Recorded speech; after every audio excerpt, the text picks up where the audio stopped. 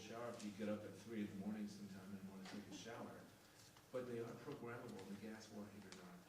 So these electric water heaters are beginning to bump gas out of the efficiency gain. Yes? Peter, when you designed our house, we used the hot water heater to heat the house also. Yeah, I wasn't as smart back then, also remember Debbie. Well, that was 15 years ago, but I did love our house very much. Is that still a good practice? It is, it is. What Debbie's talking about is we use a hot water heater to heat the house too. Because hot water heaters are notoriously lazy. They're just sitting around with very little demand on their time and effort. So we make the water heater do another job, which is heat the house. It's called hydronic heating. It's pretty nifty. But you know, we just can't get into all that in this. We have 1 hour. And how are we doing anyway? About 10 minutes, eh? All right, better.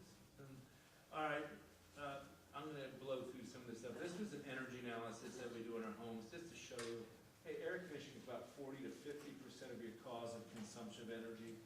Not heating being the next one, but lighting is the next biggest cause of energy consumption. Then heating, and then appliances, and then water heating. So what's I tell you? Before you bother putting a fancy water heater in there, get really energy efficient, high performance fluorescent light bulbs. It'll save you a lot more energy. And then infiltration of outside air is usually the cause of about half of your energy loss in a house. And then the windows being unshaded is about another quarter to a third. The walls, they only amount to about 10% of your energy loss in a house. So before you put your money into fancy walls, shade your windows. Build a tight house. That's what it's telling you. Let me show you. I'm going to skip this and just jump to some things. I said earlier about a roof being a shading umbrella. We developed something about 25 years ago called Tech Shield now. It's called Cool Ply. When we developed it, this came out of my graduate work. It was just looking at the idea of stopping the solar radiation from heating up the attic. If you're going to do a traditionally ventilated attic, definitely use what we call a radiant barrier. But here we are fast forwarding 20 years in those days, and I would say what's better is to do a light colored metal roof. Don't rely so much on the reflectivity of the roof to keep your house energy efficient, because it's going to get dirty. So these special coated roofs, they're going to get dirty in a few years. I'm not so convinced they make a lot of sense. But what does make sense is to never, ever, ever install your roof directly on the roof deck. Create an airspace underneath it like you see we're doing here. So that little bit of airspace makes a big difference. It stops the heat from going through to the house below. The underside of this metal roof is a radiant barrier, just by nature of the fact that it's a galvalume roof. And this is the way we're creating a shading umbrella over our house that dramatically reduces the amount of heat that goes through and into your attic below. And it ventilates up part of the roof a little bit too. So if we put that spray foam insulation directly against the underside of the roof, we don't have to worry about things rotting out the roof substructure.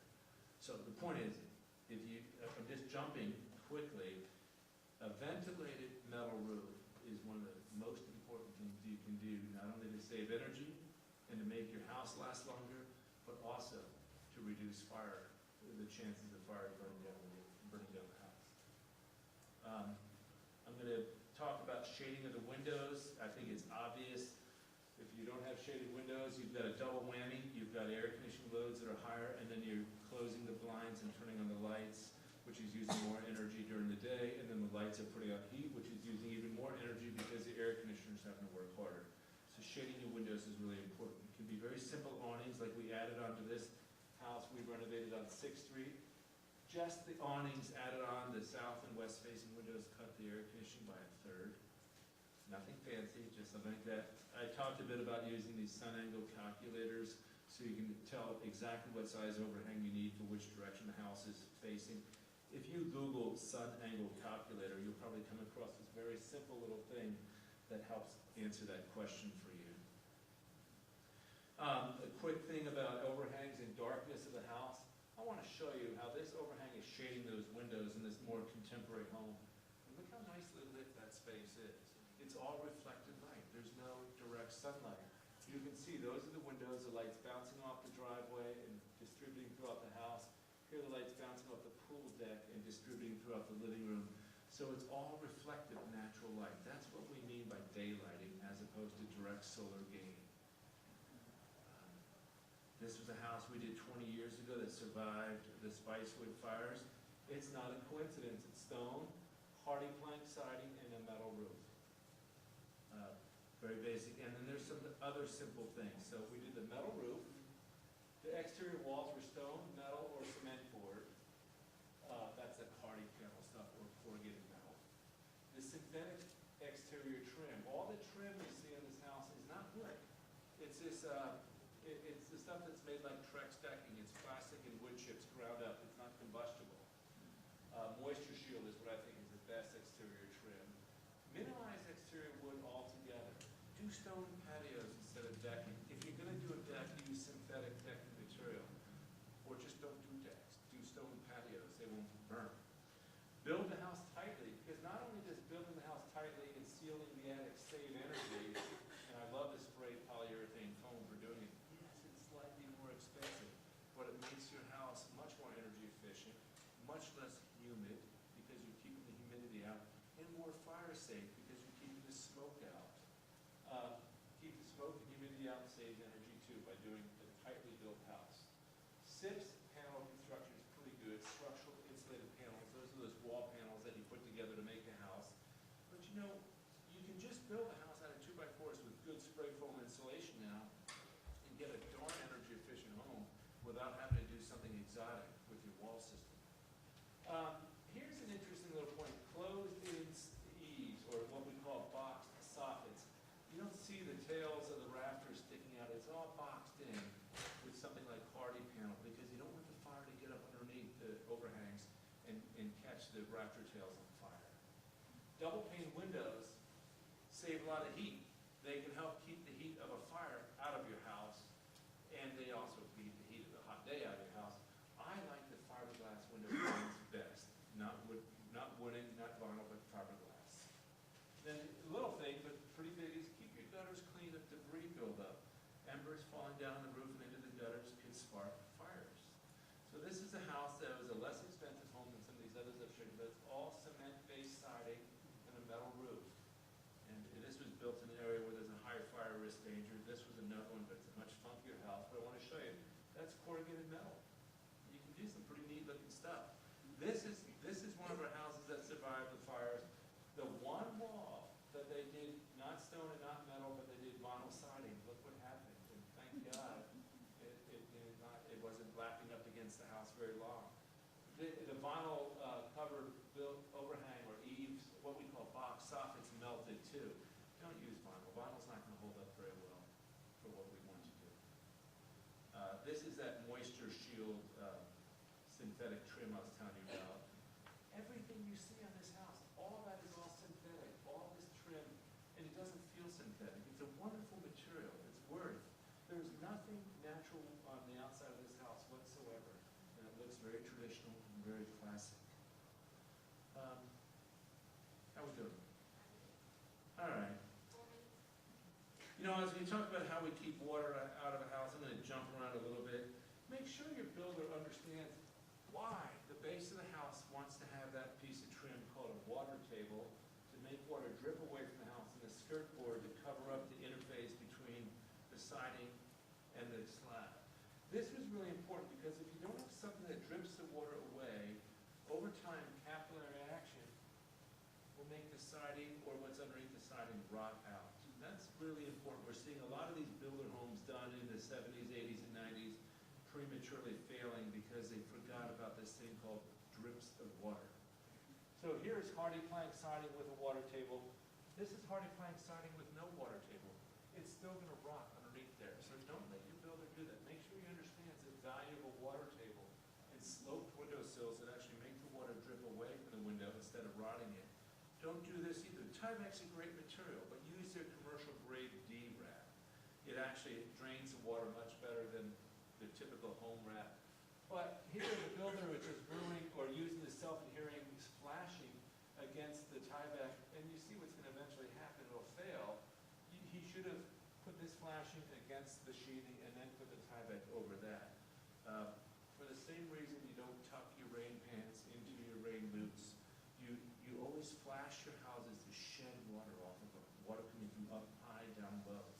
Just remember that little comment, and you'll then tell your to build it how he should be building his house.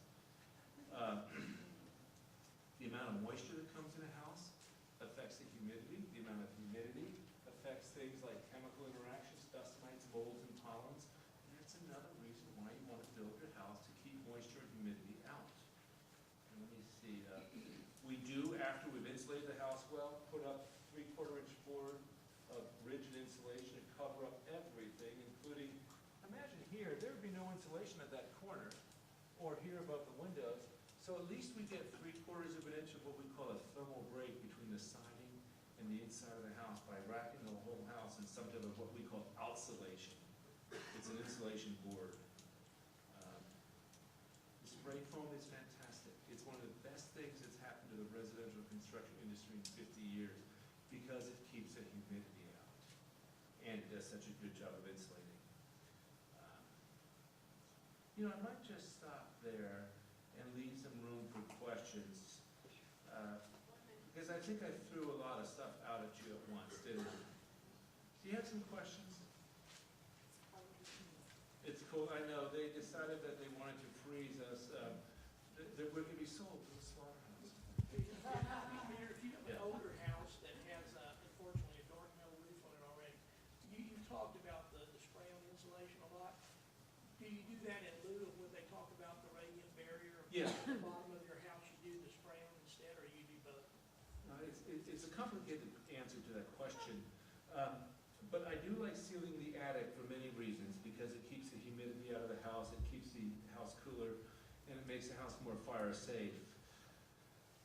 When we did radiant barriers 20, 25 years ago, they were a pretty neat idea, but I think the better idea is sealing the attic and trying to do some type of some type of a shading umbrella on top of you. If you're gonna seal your attic though, you gotta make sure you don't have a gas-consuming appliance in the attic. Remember that, because they usually need the combustion air in the attic to operate. So, the short answer is, it depends. Let's talk maybe later. Oh, by the way, I wanted to show you this. There's a new store that opened up a few weeks ago in Austin that really does carefully have vetted out green and sustainable building supplies and contractors called Treehouse. They're down in the Westgate Shopping Center. They're sort of like a very green version of Home Depot with low prices. So just thought I'd throw that out. Yes, sir. On your discussion of the raised roof, the floating roof, Mm-hmm. what's to keep fire from coming in under that and over your roof? It's a good question. It's a really good question. I've thought about it too. I think one thing is it's a very small opening, and the other thing is it'll be, if you understood the details, the fires would have to get up through a screen. There's a screening device to get there. But you know, I don't have 20 years experience to answer that question on this, but I do know that people who are a lot smarter than me, like Oak Ridge Labs, was doing a study on various reflective roofs, and by accident they came across our roof thing, and this is what they said about our roof thing that was really kind of funny. They said serendipitously they discovered this floating roof concept. They'd never thought about it, and they think it's actually elevating the roof off the deck may be the stronger player than solar reflectance in terms of unwanted heat gain. They went on to say here that it might be one of the most important advances in roofs for our century. The whole idea of just building a shading umbrella on top of your house. So it's got some fantastic benefits, and how well it would affect a fire situation